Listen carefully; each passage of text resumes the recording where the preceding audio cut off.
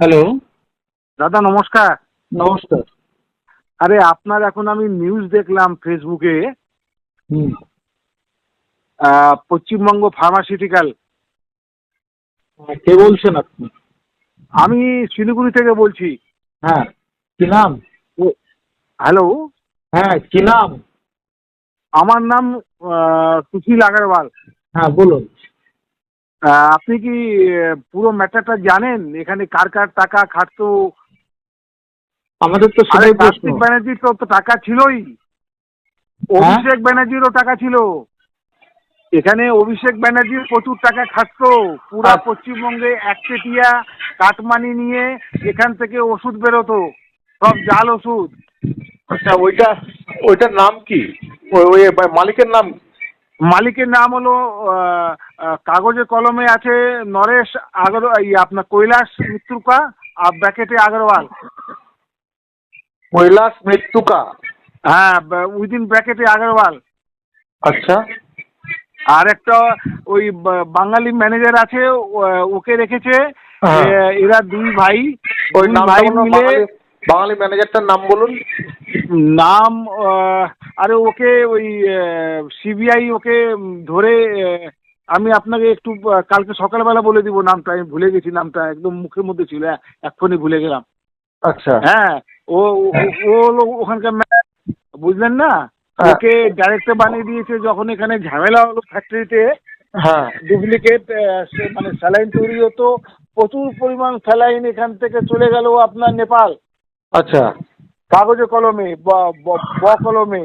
আর ওগুলা মানে 5 গাড়ি স্যালাইন যেত কাঁচাতে, আর হ্যাঁ। 2 গাড়ি স্যালাইন যেত পাকাতে। ও। আর সব চেকপোস্টে এদের সেটিং। আর অভিষেক ব্যানার্জির পুরো সেটিং ছিল।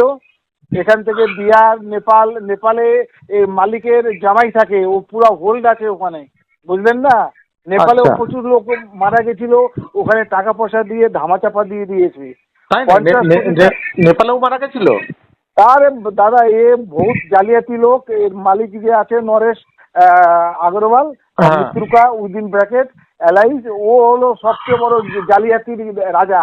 এর আগে ও স্যালাইন ফ্যাক্টরির পাশে আপনার একটা রাইস মিল করেছিল। হ্যাঁ, রাইস ওখানে মিল। প্রায় রাইস মিল অন্নপূর্ণা হুম। ফুডস, আচ্ছা। অন্নপূর্ণা ফুডস।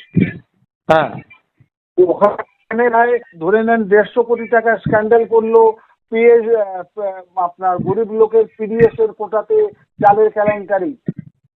উড়িষ্যা। এদের যখন এদের সঙ্গে কার্তিক ব্যানার্জিদের সম্পর্ক কি হ্যাঁ, হবে? কার্তিক ব্যানার্জি এদের বাড়িতে আসে। ওখানে একজন আছে অশোক মিত্রকা, ওর চেম্বারে যখন যাবেন তাহলে দেখবেন আপনি মমতা ব্যানার্জি, কার্তিক ব্যানার্জি ওর বাড়িতে সব বসে আছে, দুনিয়ার ফটো লাগানো আছে অশোক মিত্রকা। অশোক মৃত্যুকার বাড়িটা কোন জায়গাটায়? ওই ওই কৈলাস মিত্রকার বাড়ির পিছনেই ওর বাড়ি। না না, আর কোথায় ওই কোথায় এটা? শিলিগুড়িতে কোথায়? খালপাড়া শঙ্কর পাশে। আমি আপনি তো এত এ টু আপনি এত জানলেন কি করে? আমি তো এ টু জেড পুরো খবর জানি না। এদের কিরকম দুশ্চরিত্র লোক, কিরকম বাজে লোক, সব খবর জানি আমি, বলেই তো আপনাকে আমি ফোন করলাম। আপনি শিলিগুড়িতে কোথায় থাকেন? আমি থাকি, আপনি আমাকে ফোন করবেন, আমি আপনার সঙ্গে দেখা করে নেবো, কোনো অসুবিধা নেই। আপনি ইন্টারভিউ দেবেন?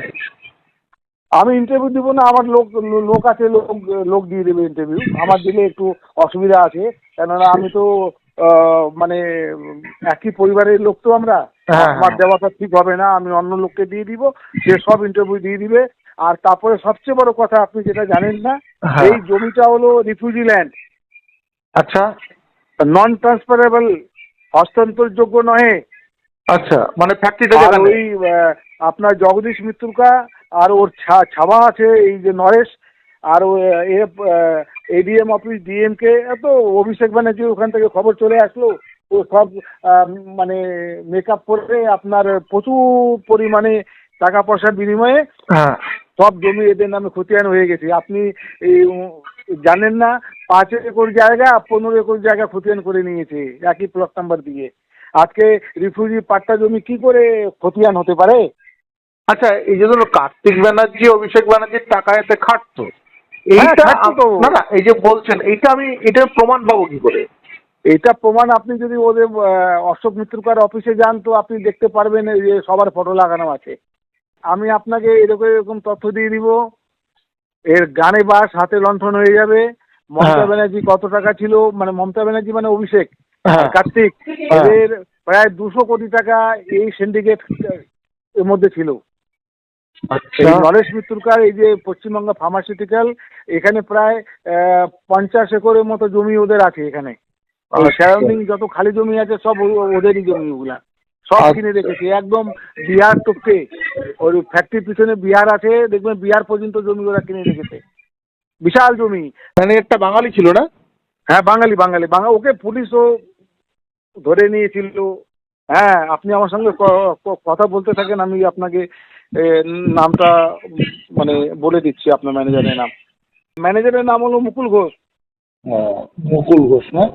হ্যাঁ, আর ওই ডাইরেক্টর, ম্যানেজার কাম ডাইরেক্টর হলো মুকুল ঘোষ। হ্যাঁ।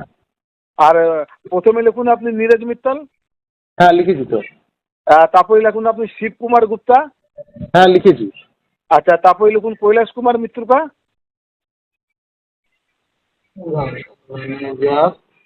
আর তারপরে ওটা তো আপনি লিখে নিয়েছেন মুকুল ঘোষ। এরা 1 2 3 4 জন হলো ডাইরেক্টর, আর হ্যাঁ। মুকুল ঘোষ হলো ডাইরেক্টর কাম ম্যানেজার। আচ্ছা, এই সিবিআই কেসটা কি হলো? হ্যাঁ, সিবিআই যেটা করছিল এটা কি হলো? আরে সব পয়সা খেয়ে গেছে না, সেই সময় তো অভিষেক ব্যানার্জি ধামাচাপা দিয়ে দিল। 60 কোটি টাকা তো অভিষেক ব্যানার্জি আমার সামনে নিয়েছে।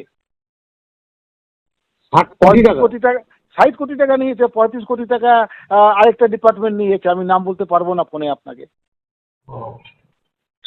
35 কোটি, ওটা তো আমার কাছে অডিও আছে, ভিডিও ভিডিও না অডিও আছে। কার? 60 কোটি 35 কোটি টাকা যে দিয়েছে ওটা তো অডিও আছে আমার কাছে। আপনি আমার সামনে আসলে আমি যাকে বলেছে তাকে দিয়ে কনফার্মেশন দেওয়াই দিব। অডিও আছে আমার কাছে। 60 কোটি কে? অডিও অভিষেক? আছে। অভিষেক? অভিষেক না, ওই ল্যাব টেস্টিং এর লোকগুলাকে দিয়েছে টোটাল 35 কোটি টাকা।